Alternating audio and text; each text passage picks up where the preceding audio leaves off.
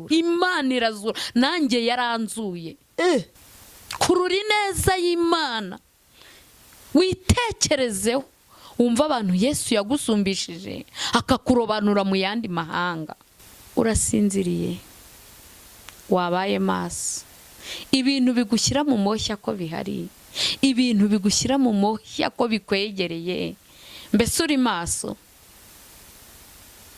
ko Yesu yigiye imbere gatoya bakaba bafunze insengero ese ko bafunze insengero aho ntabwo isi ufatwa n'ibitotsi ni igihe cy'ibimenyetso byerekana kugaruka kwa Yesu nta musaruro uba mu bitotsi amaso wongera usenge reka tubasuhuze mu izina rya Yesu bakunzi bamwafashwe ryari official inshuti zacu mwe muri hafi ndetse namwe muri kure abadusengera abatwingingira abafatanyije natwe kwinginga Imana kugira ngo Imana turebe ko neza Imana yo mwijuru bahumugisha data twese abishimire reka tubibutse ko umuntu wa mu bwisho rw'isumba byose azahama mu gicucu cy'ishobora byose hanyuma tubibutse ko kuko Imana yakunze abari mu isi cyane byatumye itanga umwana wayo w'ikinege kugira ngo umuntu wese umwizera atarimbuka ahubwo ahabwe ubugingo buhoraho ngira ngo ntatinze inyuma ya kamera ngira ngo muranzi njyewe Sandrine wihoreye muvuga butumwa ngira ngo turaziranye turasanganywe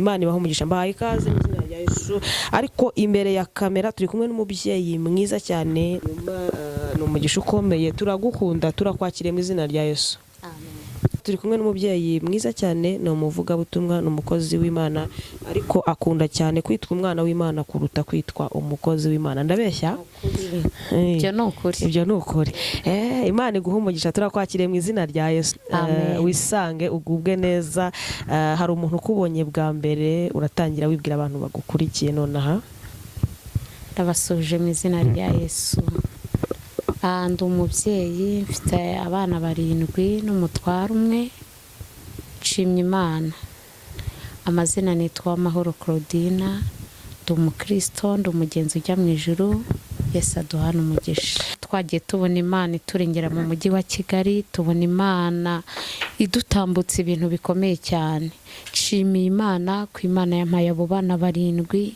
suko hari icyo narushaga abandi suko hari ubutunzi ndusha abandi ahubwo ni kubw'imbaraga zayo abo bana 7 ntago aribo nabyaye mu nda yanjye gusa hari n'uwa 8 watashye wigiriye mu ijuru ariko Yesu aracyashimye ko abo bana 7 aguma kuba mbafite ari bazima Imana iduhana umugisha Imana yo mu ijuru ihimbarizwe n'ibyo nacyo ni igihamya kigaragaza ko Imana igira neza hari abantu bari mu mujyi Claudie hari abantu bari mu mujyi wa Kigali bavuga ngo Kigali iratunaniye abandi bari hirya no hino bavuga ngo ubuzima buranze kandi ugasanga no umuntu umwe ni 2 ariko hashimwe amaboko y'Imana bivuga ngo Imana ishobora kugutunga muri bake muri na benshi nukuri Imana irashoboye twabonye ukuboko kwayo tubona iturengera idutungira mu buzima butarenze butagira icyo burusha abandi ariko Imana iraturengera ni kubw'imbaraga zayo Haleluya ni kubw'imbaraga zayo ari naho mboneyeho umwanya wo kubwira abandi babyeyi bagenzi banjye ngo bakomere nta kintu na kimwe Imana idashoboye Imana irashoboye Imana igirengera umuntu mu busabusa bwayo Haleluya Imana irashoboye narayibonye ukuntu gutangaje ku buzima bwanjye ko abana banjye nta numwe wigeze arwara bwaki muri Kigali nta wabuze amafaranga yo kwishyurirwa ishuri ibyo byose nabonye Imana igenda ibikora hari ibintu dufite ibimenyetso by'uko Imana yacu ishobora byose kuko twarayibonye amina niwe Dawidi niwe wigeze abura ukuntu avuga Imana harangije ngo abura izina yayita harangije ngo aravuga ngo Uriya nanjye rero njya mbura izina nakwita Imana habura ukuntu nayivuga kuko hari ukuntu nayibonye gutandukanye nuko abandi nabonye Imana ikora nabonye Imana irengera Haleluya nabonye Imana izura Imana irazura uri umuhamya wo guhamya ko Imana izura Imana irazura nanjye yaranzuye nanjye ubwanjye yaranzuye nanjye nari nageze wageze ku finali ya nyuma ariko mbona ukuboko kw'Imana. Tubwire kuko hari umuntu udukurikiye wenda ngewe uzakora mu dukurikiye amatsiko yishe ubwo nkuhaye agatuti hanyuma twasenze Imana kugira ngo ibane nawe mbere yuko uza wasenze agatuti nakaguhaye utubwire rwose Imana uko ubyumva nuko ubishaka nuko uyoboye n'umwuka w'Imana aho gusoma ibyanditswe utubwire aho ubuhamya utubwire byose ni karibu Yesu agushyigikire. Murakoze cyane. Uyu mwanya rero nshimiye Imana. Aka kanya rero ntago ari umwanya wo gutanga ubuhamya, ntago aricyo naje ngambiriye, ahubwo ndumva ndi gufashwa no kuvuga ku ijambo ry'Imana. Ndashaka kubabwira ijambo ry'Imana. Ubuhamya wenda byazaba ikindi gihe, ariko ubuhamya afite ni ubuhamya bwongera gukomeza abantu, nkongera kubibutsa ko Imana ishobora byose. Imana ishimwe cyane. Reka twihute tuganire ijambo ry'Imana riri kumfasha. Amagambo y'Imana mu butumwa bwiza ubwo bwanditswe na Mariko, dusome duhereye ku bice 14 umurongo wa 32. Titire y'amagambo iravuga ngo Yesu asengana umubabaro ari Getsemane. 37 araza asanga basinziriye, abaza Petero ati Simoni urasinziriye, harya ntubashije kuba maso n'isaha imwe? Mube maso musenge mutajya mu moshyi. Umutima ni wo ukunze ariko umubiri ufite intege nke. Imana ishimwe cyane kandi Imana yacu duhana umugisha. Imana ishimwe kandi duhana umugisha. Aya ni amagambo numvaga yamfashaga muri uyu mugoroba. Ni amagambo Yesu ubwe yagiranye ikiganiro n'abigishwa be, ariko ngo bakigera ku musozi wa Getsemane, Yesu ibintu yari azi ko bigiye kumubaho we yari abizi, ariko ngo arangije ngo umutima wugira agahinda kenshi. Aleluya. Ngo nuko umutima wa Yesu ugira agahinda. Yatekerezaga ibintu byose bigiye kumubaho, atekereza uburyo agiye kubabazwa, atekereza uburyo kurura iyo mibabaro yose, ariko arangije agira agahinda k'itorero. Arangije ngo afata abigishwa ararobanura. Arobanura Petero na Yakobo na Yohana. Aleluya. Abarobanura mu bandi bigishwa. Agera kuri uwo musozi ntago yari ari kumwe na Petero na Yakobo na Yohana bonyine, bari abigishwa benshi. Ariko arangije Yesu afata umwanya ararobanura. Aleluya. Nkuko nawe yaba yarakurobanuye, wibuke mu bantu mwatangiranye urugendo, wibuke mu bantu mwakirijwe rimwe, wibuke mu bavandimwe bawe mwavukanye, wibuke mu nshuti zawe wagendanye nawe nabo, inshuti mwakoranye umurimo, inshuti mwabanye mu buzima busanzwe, ariko Yesu arangije kurobanura muri abo bantu. Aleluya. Ngo nuko Yesu arangije afata Petero na Yakobo na Yohana abarobanura mu bandi bigishwa. Bari bazamukanye umusozi ari benshi, ariko akibarobanura bigaragara ko bari abantu bari abizerwa kuri we. Nkuko nanjye yandobanuye akanyicaza ahangaha, nkuko nawe yakurobanuye, yarangiza akagusumbisha bene wanyu, yarangiza akagusumbisha abo mwavuka, abo mwakinanye, abo mwiganye, yarangiza akagusumbisha amahanga, akakugabira umurimo, akagutoranya mu bandi, akagusumbisha imiryango y'iwanyu, akagusumbisha bene wanyu, akagusumbisha abaturanyi, akagusumbisha abana mwareranywe, yarangiza akabagusumbisha, akakwigiza hafi, akakugabira umurimo we. aleluya, aleluya, akagusumbisha kurura ineza y'Imana. Witekerezeho, wumva abantu Yesu yagusumbishije, akakurobanura mu yandi mahanga, akakurobanura mu banyabyaha, yarangiza akakugira uwo kwizerwa, akakugabira umurimo we. Nurangiza wisuzume uti ko yakurobanuye, mbese muri uko kukurobanura aho ntagusinziriye, ntagusinziriye. Ngo Yesu yagize agahinda ari kumwe n'abo bigishwa batatu, arabareba, kurura agahinda, yumva agahinda ke bo ntago bakabonaga, bari bazi ko ari ibintu bisanzwe. Arangije ngo arabikinga, yigira hirya gato, ngo yigira imbere ho gatoya. Ariko nubwo Yesu yari yigiye imbere ho gatoya, ntago yarabataye. Hari igihe Yesu ajya yigira imbere gatoya ukagira ngo yagutaye, ariko yari yagiye kubanihira iminwe, yari yagiye gusaba imbaraga, yari yagiye kongera kwibutsa Data ati nyongerera imbaraga mbashe gucungurira itorero, ko byari bikomeye, byari bigeze mu gihe kigoye. Nubona ko byari bigeze mu gihe kigoye, ngo bari bagize ngo umuntu yajyaga akora icyaha yarangiza agasabwa amaturo yo guhongerera ibyaha bye. Si ubu wayakwaka wayabona?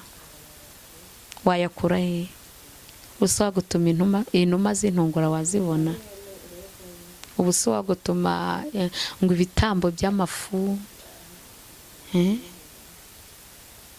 ngo intama zitagira inenge. Yesu ako gahinda arategereza, areba ako gahinda karamwica, agira umubabaro mwinshi, kuko yashakaga gucungura itorero. Nuko ngo yigira imbere gatoya. Rero dukomeze, yigira imbere gatoya. Ariko ngo Yesu agarutse asanga ba bantu yizeye, asanga bahise basinzira. Nkuko nawe muri iyi minsi ushobora kuba usinziriye kandi wari waratoranyijwe, wari waragiriwe icyizere, urobanurwa mu bandi, ako none urasinziriye. Ngo arangije arabakangura, arababwira ati mbese mukanguke, ntago mushoboye kubana nanjye akanya gatoya? Arababwira ati nimube maso mutajya mu moshya. Aleluya.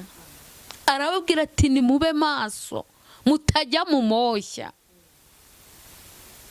Mbese muri iyi minsi, aleluya, muri iyi minsi urasinziriye, wabaye maso, ibintu bigushyira mu moshya ko bihari, ibintu bigushyira mu moshya ko bikwegereye, mbese uri maso? Niryo jambo ry'Imana nagendereye. Nshaka kukubaza ngo uri maso? Mbese wemeye kubana na Yesu akanya gatoya? Mbese ko yigiye imbere gatoya? Aleluya. Ko Yesu yigiye imbere gatoya bakaba bafunze insengero? Ese ko bafunze insengero, aho ntabwo isi ufatwa n'ibitotsi? Ni weho ndabaza, weho warobanuwe ukarobanurwa mu magana y'abanyabyaha, Yesu akakwishimira akaguhereza umurimo we. Aleluya. Akaguterura akagutereka muri korari, yarangiza abandi akabaterura akabatereka mu kidiyakoni, abandi akabaterura akabatereka mu gishumba, abandi akabatereka mu bwa. Mbese wowe ubanye na Yesu ubanye na Yesu amaso akanya gatoya, cyangwa Yesu yigiye imbere gatoya uhise usinzira? Aho ntabwo yigiye imbere gatoya ugahita usinzira. Aleluya. Ngo nuko Yesu arangije arongera asubira hirya gatoya, ngo arongera arapfukama, ngo arongera avuga amagambo nk'ayo yavuze mbere, ariko ngo yongeye yagarutse asanga abigishwa, asanga za nkoramutima ze za zindi yarobanuye, asanga zirongeye zirasinziriye. Haleluya. Arongera arabakomanga arababwira ati Petero we, mubyuke musenge. Haleluya. Mwongere musenge, twongere twambara imbaraga. Ntabwo ari igihe cyo gucogora kuko Yesu yigiye hirya gatoya. Bamaso usenge, mu rugo rwawe usenge. Haleluya. Njya mbwira abantu ngo naho insengero zahafungwa ariko urusengero rwa mbere turarugendana. Ubundi urusengero Yesu yemera ni umutima wawe, ni umutima wawe, ni umutima wanjye. Kuba rero insengero zafunzwe ntabwo bivuze ngo genda usinzire, ahubwo bamaso wongere usenge, utajya mu moshya, kuko aka ni agahe ko kugira ngo abantu bamwe bajye mu moshya. Ni igihe cy'akarindagiza. Haleluya. Ni igihe cy'ibimenyetso byerekana kugaruka kwa Yesu. Haleluya. Imana ishimwe cyane kandi Imana iduhana umugisha. Yesu yigiye imbere gatoya, hagarutse asanga barasinziriye. Ese we uri maso cyangwa urasinziriye? Mbese niba usinziriye ukaba uretse gusenga, aho ntabwo uri bujye mu moshya. Garukira aho ngaho, ongera wongere usenge, garuka wongere usenge utagwa mu moshya. Haleluya. Ongera usenge. Nta muntu ujya ubura uko asenga. Mu nzira ugenda wasenga, mu buriri bwe, mu cyumba cyawe wasenga, no mu kazi ukora wasenga. Nta muntu ujya ubura inzira zo gusenga. Ku rusengero rwa mbere turugendana hano ni imitima yacu. Urwo ni rwo rusengero Imana yemera. Imana ishimwe cyane. Agarukiraho rero, weho wagiye kure, weho usinziriye, kanguka, ongera usenge. Haleluya. Imana ishimwe cyane. Nuko ngo Yesu arongera aragenda inshuro ya gatatu. Agarutse inshuro ya gatatu asanga bongeye basinziriye, ariko ngo kuko yari abonye, yakomeje kubakangura igihe kinini, akabona ntago bakeneye kuba maso, arangije arababwira ngo ngaho nimusinzire, ngaho nimusinzire. Arababwira ngo ngaho nimusinzire. Mbese Yesu nawe aza kubwire ngo ngaho komeza wongere usinzire? Urashaka gusinzira? Ngo kuko igihe kirageze, ngo kandi kirasohoye. Ayo niyo magambo yababwiye, ngo ngaho nimusinzire, ngo kuko n'ubundi igihe kirageze kandi kirasohoye. Haleluya. Igihe kirageze kandi kirasohoye. Imana ishimwe. Wewe ushaka gusinzira, niba wishwe n'ibitotsi,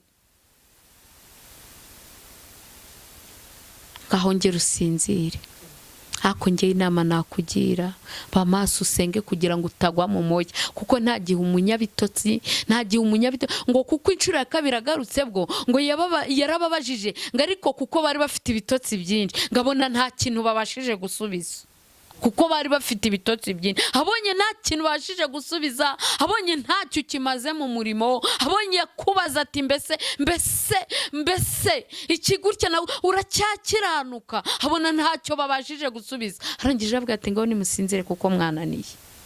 Niko yakababwira ati nimwisinzirire kuko kuba maso byabananiye, byabacanze, kuba maso byabananiye. Nimwisinzirire. Arabareka barasinzira, ariko ndakumenyesha yuko nta musaruro uba mu bitotsi. Amaso wongera usenge. Matayo 25 havuga umugani w'abakobwa 10. ngo 5 bari abanyabwenge, ngo abandi 5 bari abapfapfa, ngo 5 b'abapfapfa barasinziriye, ariko basinzira nta kintu bafite, basinzira nta kintu bibitseho. Ariko ngo umukwe aje nijoro, uko bari bagahunikiriye bose, abapfapfa babura uburyo bajya kureba umukwe kuko nta mavuta bari bafite. Nese we usinziriye, usinziranye iki?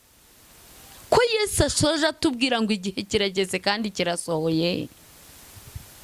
Umwana w'umuntu agiye kugambanirwa n'abanyabyaha. Weho wibitseho iki?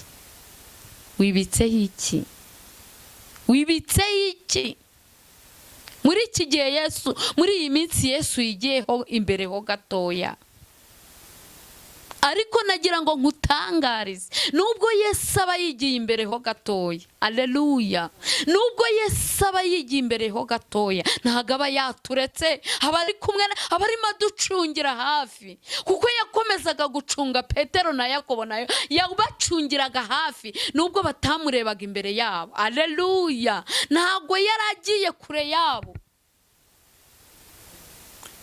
yari yigiye imbere ho gatoya, bo bakagira ngo yabasize. Ariko buriya ntago Yesu aba yagusize. Yesu aba ari kumwe nawe, aba arimo agucungira hafi, aba arimo agukurikirana. Aleluya, mu rugo rwawe nubwo ubona utakibasha kujya kuruse, nubwo ubona utakibasha kujya mu murimo, nubwo ubona Yesu aragukurikirana. Aho umushumba atareba, aho pasiteri atareba, aho mwarimu atabona, haleluya, aho umuyobozi we wa korali atabona, Yesu aragukurikiranira hafi. Nubwo yigiye imbere gatoya, ariko Yesu arakureba. Niba usinziriye arabibona. Nagukangura, umva ijwi rigukangura, umva ijwi rigukangura. Ongera ukanguke usenge kugira ngo utagwa mu moshya. Ongera ukanguke usenge utagwa mu moshya, kuko ntago Satani atuje, ntago Satani atuje. Aleluya, nta nubwo igihe cyo gukizwa cyarangiye, ahubwo ubu nibwo bikomeye. Nibwo ugomba gukizwa cyane, nibwo ugomba kwambara imbaraga, kongera ugasenga kugira ngo utagwa mu moshya. Kazabura iby'imirimo wakoze, ukabyazabura iby'ingororano, ingororano zawe ukazazibura. Ngera usenga utagwa mu moshya. Imana iduhana umugisha cyane. Yesu aguha umugisha, Yesu akugire neza. Ndafashijwe. Turi mu bihe bigoye cyane, abantu benshi bita nkaho bigoye, abantu benshi bavuye mu byizerwa, abandi batakaje indangagaciro. Ariko uratubwiye ngo tube maso kugira ngo tutajya mu moshya, kandi biracyashoboka, biracyakunda. Imana iguha umugisha. Turanezerewe cyane. Hari umuntu ushobora kuba akubonye akumva yakugisha inama, akumva yakuvugisha, akumva wamufasha gusenga no kwinginga Imana. Uratanga nimero yawe niba bishoboka, hanyuma unasenga Imana, usengere umuntu wari udukurikiye. Yego, murakoze. Nimero yanjye ni 07 88 47 60 58. Reka dusenge, dufatanye gusenga. Niba wumva wari ugiye kure y'Imana, niba wumva wari utangiye gusinzira, niba wumva Yesu yari yigiye imbere ho gatoya ukagira ngo yagutaye, ntabwo Yesu yagutaye. Ibibazo byawe ufite, intambara urwana, ntabwo Yesu yagutaye.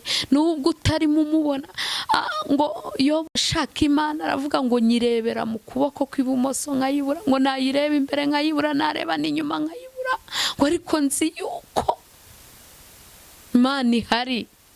Imana ishimwe.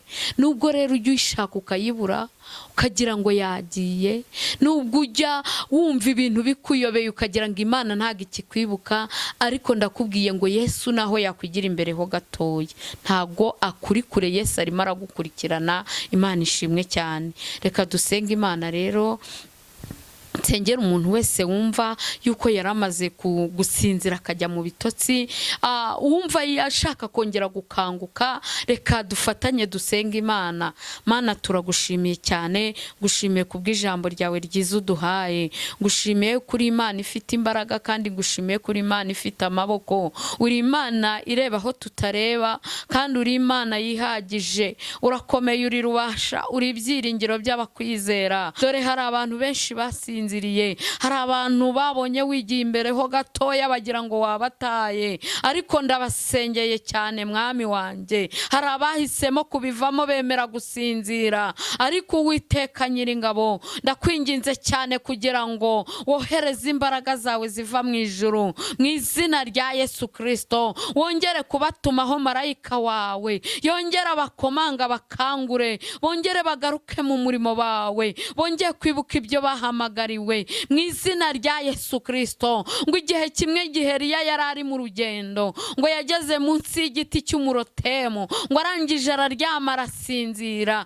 ngo yifuzaga yuko amakakama y'uwo murotemu yamugwaho agapfa, ngo ariko urangije wohereza marayika wawe, ngo araza aramukomanga mu mbavu, ngo aramubwira ngo Eliya we, ngo byuka urye kandi unywe, ngo maze ukomeze urugendo kuko ari rurerure. Nanjye nsengeye abakozi bawe rero, nsengeye abana bawe, abacogoye, abasinziriye, mu izina rya Yesu, kugira ngo wongere wohereze marayika wawe, abakomange mu mbavu, bongere gukanguka, bongere kwibuka iby'uru rugendo, bongere kwibuka ko igihe kigeze kandi ko gisohoye, mu izina rya Yesu. Bongere kwibuka ibimenyetso Yesu yatanze bizagaragaza kugaruka kwe, bongere ko tukiri mu minsi y'imperuka, muri ya minsi iruhije abagenzi. Abantu bongere babe maso, abantu bongere kugira ishyaka n'umwete ryo gukora umurimo wawe. Ngaho Uwiteka Nyiringabo, nugira ibyo ukora ku bantu basinziriye, abantu bakwifuza bongere bakubone, mu izina rya Yesu Kristo. Kandi bongere kugaruka mu murimo wabahamagariye, bongere gukora badacogoye, mu izina rya Yesu Kristo, kuko ijambo ryawe ryarambwiye ngo iki ni igihe kirageze kandi kirasohoye, ubwo ngo abasenga Data ngo bamusengera mu kuri ndetse no mu mwuka. Nyemerera abantu bawe bongere bibuke kugusenga, abasinziriye ubakangure, mu izina rya Yesu Kristo. Bongere gusubira mu muhamagaro wabahamagariye. Urakoze Nyiringabo Imana rero, ngaho nubagirire neza, kandi utanga umugisha kuri buri muntu wese wakurikije ijambo ryawe, umuha umugisha, kandi rigira aho ribavana, rigire n'aho ribajyana. Urakoze Nyiringabo Imana rero, ngaho nukomeze kuganza imitima yacu, kandi utegeke kuganze hagati muri twe, mu izina rya Yesu, amen.